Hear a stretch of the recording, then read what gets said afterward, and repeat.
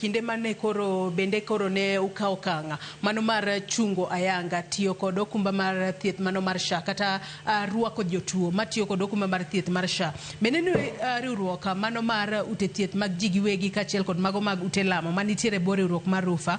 Bende ni ukawo okang' mano mar wacho ni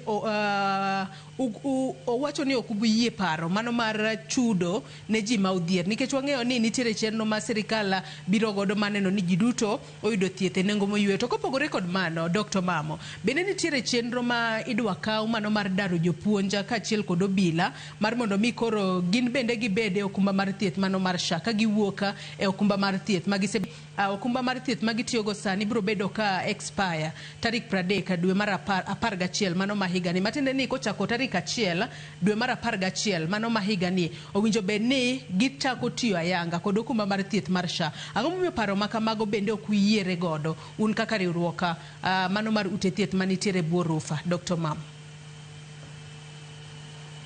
Erokamano Joyce.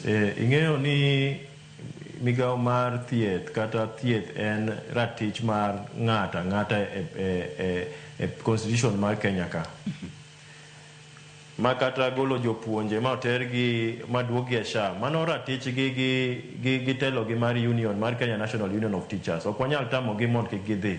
Niwach ne nyocha gindik rekod gi ot maduong' kata ikulu ma en gima koro bende biro dhi mbele. Gima wawacho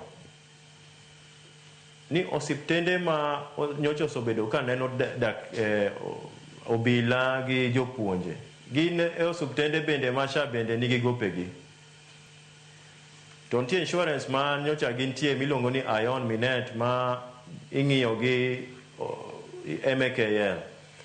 To nitie gope ma pok ochul mag osiptende gi madhi mana milion 700, 700 million ma pok ochul osiptende madhi nyaka moko dweche 8. Koro kikawo jopuonje gi obila midwoko midhuro e SHA ma pok ochulo osiptende mi medo nyaka jok moko ma pok ochulo siling bilion 700 ni milion 700. Ang'o mwawacho? Wacho ni koro osiptende koro kik ne jotuo gi koso warit pesa okuongo chul mondo sama japuonj biro e osiptal niwach jopuonje ng'eny. Wacho about 350,000 teachers gi jogi. Koro wach ni kata ji madhi milion 3 mantie e Kenya ka kimedo nyaka obila man gi jogi wanang'iyo ka gi jok madhi milion 5 idwari jogi ka biro osiptal dong gidwani giyud yath, gidwani giyud thieth, gidwani ka ng'ato hinyore to dwaro bero to itere e theater to onge pesa mochulo. Mano gima wacho mondo ka jopuonje gi obila biro e osiptal Disemba tarik 31 kata Januari tarik 1, obila onego bed ni donjo tithiedhe to dok e tich. Ok ni wachako ng'ise ni oyo sani aonge yath niwach podi MKL pok nochula, podi SHA pok nochula. Mane Joyce apani mane gima Rufa wacho maduong' ahinya. Ok wach ni kik ng'ato donje e SHA. SHA kila ng'ato onego donje.